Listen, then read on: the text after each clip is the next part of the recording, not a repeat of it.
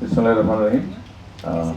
Bangladesh jewellery সমিতির সদস্যবৃন্দ যারা এসছেন, আমাদের সমিতির সভাপতি, জাতীয় রাজস্ব বোর্ডের সদস্যবৃন্দ যারা মঞ্চে উপস্থিত আছেন এবং সামনে আছেন, আমাদের রাজস্ব বোর্ডের উদ্যোগী কর্মকর্তাবৃন্দ, সাংবাদিক বন্ধুরা, আসসালামু আলাইকুম। আমরা মিট দ্য বিজনেস অনুষ্ঠানের মাধ্যমে সমস্যাগুলো শুনতে চাই। আমরা যেটা বিশ্বাস করি সেটা হলো যে ব্যবসায়ীরা ব্যবসা করবে, আর আমাদের কাজ হচ্ছে তাদের পথকে কতভাবে আমরা সহজ করতে পারি, সহযোগিতা করতে পারি এবং স্বচ্ছতা নিশ্চিত করতে পারি। দুই দিক থেকেই এই বিষয়টা খুবই গুরুত্বপূর্ণ। জুয়েলারি একটি অনেক পুরনো শিল্প বা ব্যবসা, যাই বলে না কেন, এইটার সাথে মানুষের আবেগ, অনুভূতি, সামাজিক নিরাপত্তা, আর্থিক নিরাপত্তা অনেক কিছু জড়িত। তো এই সেক্টরে আমরা খুব বেশি এগোতে পারিনি নানাবিধ কারণে, এবং এখানে আমরা ডিসিপ্লিন আনতে পারিনি। অনেকগুলো উদ্যোগী নেওয়া হয়েছে। একটা সময় ছিল যখন জুয়েলারি আমদানি করা যেত না, স্বর্ণ আমদানি হতো না, পুরোটাই আমরা জানি কীভাবে দেশে আসতো। এরপর আমদানি নীতিমালা হলো, আমদানির সুযোগ দেওয়া হলো, আমদানিকারকদের উৎসাহিত করার জন্য ট্যাক্সের হার অনেক কম করা হলো। যারা যাত্রী হিসেবে আনেন তারা দিবেন 50,000 টাকা, আর যারা আমদানি করবেন তারা দিবেন 20,000 টাকা। এরপরেও আমরা দেখি যে আমাদের ফর্মাল আমদানিটা সেভাবে হচ্ছে না। আমাদের রেকর্ডে বলছে যে স্বর্ণের আমদানি নাই, কিন্তু বাজার ভর্তি স্বর্ণ যেভাবে আসছে এগুলো আসছে। এই বিষয়গুলো, এগুলো আমাদের একটা দেশের আর্থিক এবং ওভারঅল ব্যবসায়িক শৃঙ্খলা, আইনের শাসন, সুশাসন, গভর্নেন্স, এগুলো এস্টাবলিশ করতে গেলে একটা বড় বাধা। অনেকে হয়তো বলে যে আমাদের দেশের বয়স কম, 53-54 বছর, আরো সময় লাগবে। ঠিক, এই বিষয়টা আসলে একদম রং। পৃথিবীর অনেক দেশ আছে যাদের বয়স 150-200 বছর হয়ে গেছে স্বাধীন, কিন্তু খুব এগোতে পারে নাই। আবার আমাদের পরেও স্বাধীন হয়েছে, নতুন দেশ হয়েছে, পতাকা পেয়েছে, অনেক দূর চলে গেছে। আমাদের আশেপাশে আছে।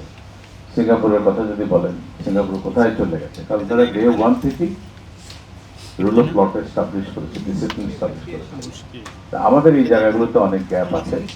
আমরা যেটা করতে চাই, যে ঝামেলাগুলো আপনাদের এইসব ডিসিপ্লিন আনতে না পারার পিছনে বড় বাধা, সেগুলো শুনবো এবং সেগুলো আমরা কিভাবে দূর করতে পারি। সবগুলো বাধা আমাদের এখানকার সাথে সম্পৃক্ত নয়, বিশেষ করে যেগুলো ট্যাক্স, ভ্যাট, কাস্টমস রিলেটেড এবং প্রসিডিওর রিলেটেড, সেগুলো আমরা আপনাদের কাছ থেকে শুনবো এবং যতটা সম্ভব আমরা এগুলো সমাধান করবো। কিছু হয়তো ব্যাংকিং ইস্যু থাকবে, সেটা আপনাদেরকে আলাদা করে বাংলাদেশ ব্যাংকের সাথে বসতে হবে। কিছু বাণিজ্য মন্ত্রণালয়ের আমদানি পারমিশন অথবা অন্য কিছু সাথে থাকে, সেগুলো বাণিজ্য মন্ত্রণালয় করতে হবে। আমরা যেহেতু ট্যাক্স, ভ্যাট এবং কাস্টমস রিলেটেড ইস্যু নিয়ে কাজ করি, আমরা এই রিলেটেড ব্যাপারে যে সমস্যাগুলো আছে সেগুলো একটু ধীরে ধীরে শুনবো। আমি যখন বাংলাদেশে আলাদা করে আপনাদের জন্য একটা স্বর্ণ বোধহয় ডিক্লারেশনের জন্য, যেমন কালো টাকা সাদা করার যে একটা সুযোগ থাকে, এরকম স্বর্ণ ব্যবসায়ীদেরকে তাদের স্টকে যে স্বর্ণ আছে সেটাকে স্টেবলাইন করার জন্য কিন্তু একটা স্কিম এনবিআর থেকে বেশ আগে ঘোষণা করা হয়েছিল। তখন আমি দেশের বাইরে ছিলাম, আমার যতটুকু মনে পড়ে, আমি তখন ওয়ার্ল্ড ব্যাংকে কাজ করি স্টিমরে। তো সেই উদ্যোগের অভিজ্ঞতা থেকে আপনারা বলতে পারেন সেটা কেন ফেল করলো। সেটা তো আমরা করেছিলাম এই উদ্দেশ্যে যে আগে যা হয়েছে সব রেগুলার হয়ে গেল, এখন থেকে আপনারা আমদানি করবেন, ঠিকঠাক মতো চলবেন। এখনো কেন আমাদেরকে ভিন্ন পথে স্বর্ণ আনতে হবে? এটা তো টোটাল কারোর জন্যই ভালো না। এই এই টোটাল বিষয়টা, এটা একটা শৃঙ্খলার মধ্যে আসবে। আপনাদের জেনারেশন পর জেনারেশন ব্যবসা করবে, এত বড় রিস্ক নিয়ে, এত বড় জীবনের রিস্ক আছে, ফাইন্যান্সিয়াল রিস্ক আছে, আইন কানুনের জটিলতা পড়ার রিস্ক আছে। এত সব রিস্ক কিনা কেন নিতে হবে? আমরা এটাকে হলিস্টিক্যালি কীভাবে সলিউশন করা যায় সেই বিষয়গুলো আমরা শুনতে চাই। এত এত জুয়েলারি ব্যবসায়ী, আমরা কেন তাদেরকে ট্যাক্স নেটে আনতে পারছি না, অথবা তারা কেন ভলেন্টারিলি এগিয়ে আসতে পারছে না, এই প্রবলেমগুলো আপনাদের কাছে শুনবো। আপনারা যদি যেই প্রশ্নগুলো আমাদের কাছে রিটেন করেছেন সেটাও আমরা একটুখানি বলতে পারি। যেমন ধরেন, প্রথম একটা প্রশ্ন এসছে যে জুয়েলারি বিক্রয়ের ভ্যাটের হার বৃদ্ধি করতে হবে, এটা এখন 5% আছে সম্ভবত বিক্রয় মূল্যের উপর। এর সাথে আমি পুরোপুরি একমত। এই কারণে একমত যে নর্মালি এখানকার ভ্যালু অ্যাডিশনটা হচ্ছে বেসিক্যালি আপনি যে মজুরি, যেটা আপনি গহনা বানানোর জন্য যে কাজটা করলেন সেটা।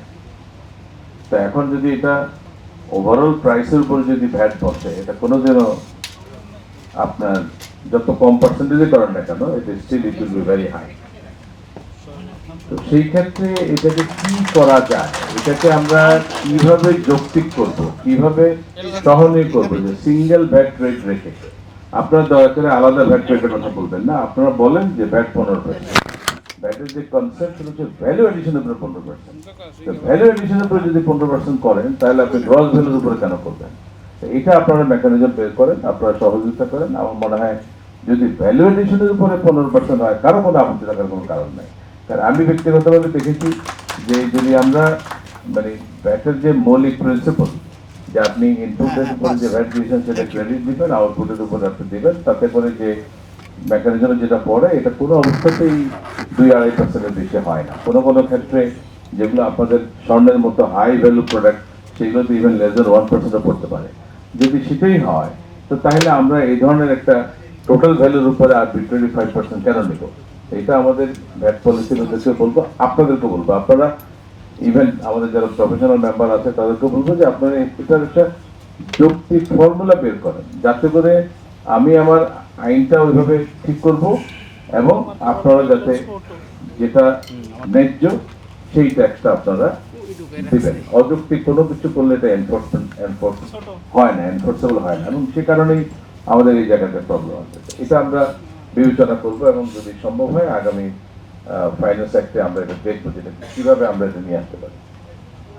টার্নওভার ট্যাক্স, যেটা মিনিমাম ট্যাক্স আছে 1%, এইটাও একই কথা।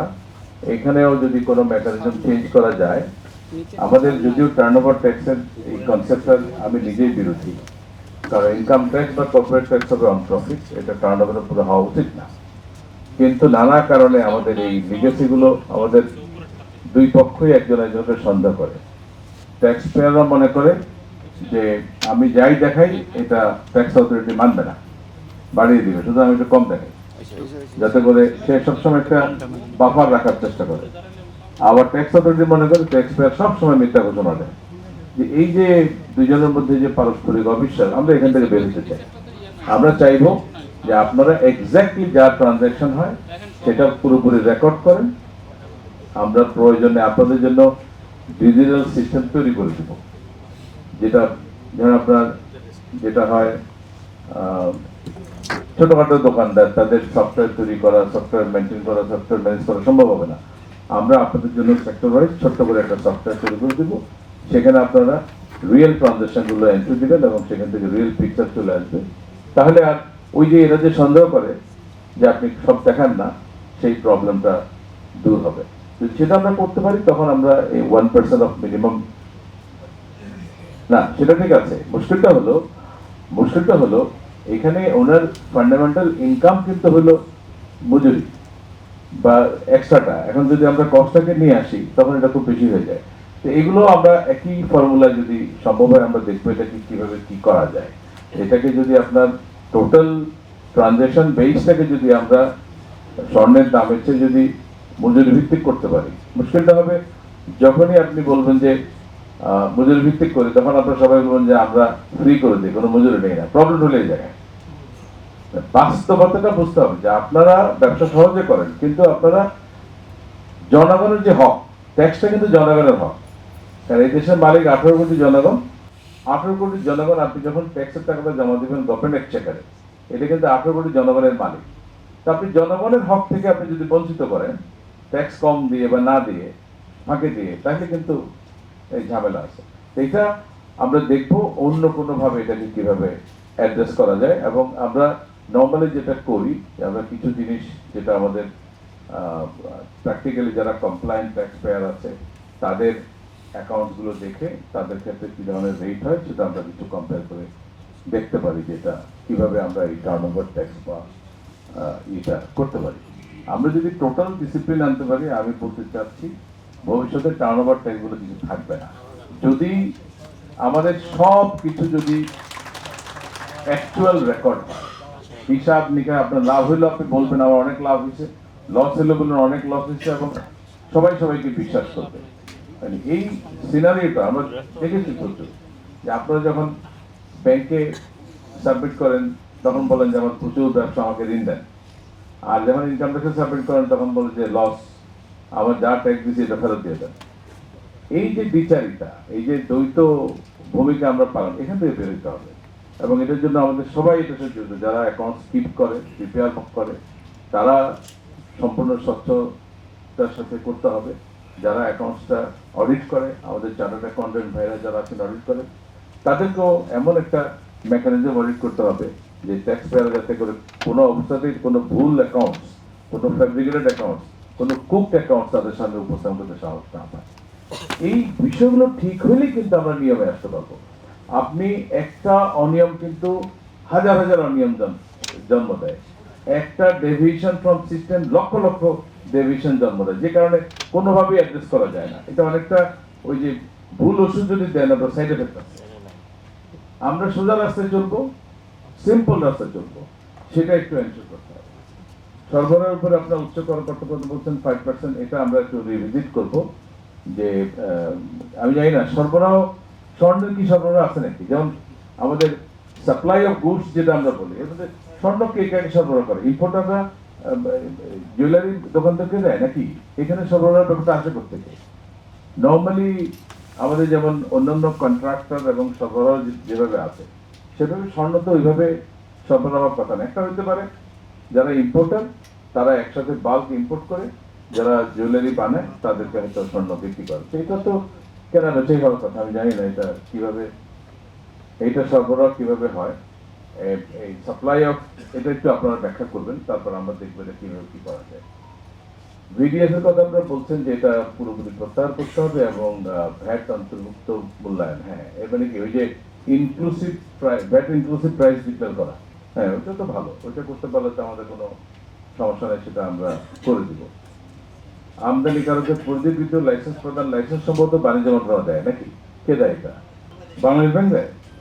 তাহলে এটা বাংলাদেশ ব্যাংকের সাথে আমি ইনফর্মালি উঠাবো, কিন্তু আপনারা ফর্মালি তাদেরকে অ্যাপ্রোচ করতে হবে। কারণ প্রতিযোগিতা যত বেশি হবে এবং যত বেশি আমরা ওপেন করব, তত ডিসিপ্লিন আসবে, যত আটকে রাখবো তত সমস্যা তৈরি হবে। সুতরাং ডিসিপ্লিনটা এনশিওর করে সবার জন্য ওপেন করে দেওয়াটা, আমি এর পক্ষে, এটা করতে পারলে ভালো হয়। আর ডিটি ড্রব্যাকের সুবিধার কথা বলছেন, ডিটি ড্রব্যাক সুবিধা না পাওয়ার কি কারণ আমি জানি না। যদি আপনারা ইন্টারন্যাশনালি স্বর্ণ এক্সপোর্ট করেন এবং ওই যেই স্বর্ণটা আপনারা এক্সপোর্ট করলেন সেটা যদি আপনারা ডিটি দিয়ে বাংলাদেশে আনেন, তাহলে এক্সপোর্টের ক্ষেত্রে এটা ডিটি ব্যবহার করতে অসুবিধা হওয়ার কথা না। মুশকিলটা হয় যখন আপনি কিছু বাংলাদেশে রাখেন আর কিছু বিদেশে রপ্তানি করেন, তখন বোধহয় সমস্যা হয় যে আপনি যা আনলেন তার মধ্যে কতটুকু রপ্তানি করলেন। তো রপ্তানির সাথে যেটা জড়িত সেটাকে ডিটি ড্রব্যাক দেওয়াই যায়। তো এটা ডিটি ড্রব্যাকটা আমাদের কে দেখে? এটা কি বন্ড দেখে? না, ডেরো দেখে, কিন্তু আমাদের এখানে কে দেখে? মেম্বারকে। আচ্ছা, ওষুধ মানে হলো ব্যাট বাস্তবায়ন, ব্যাট নিরীক্ষা। আচ্ছা, ও নিরীক্ষা।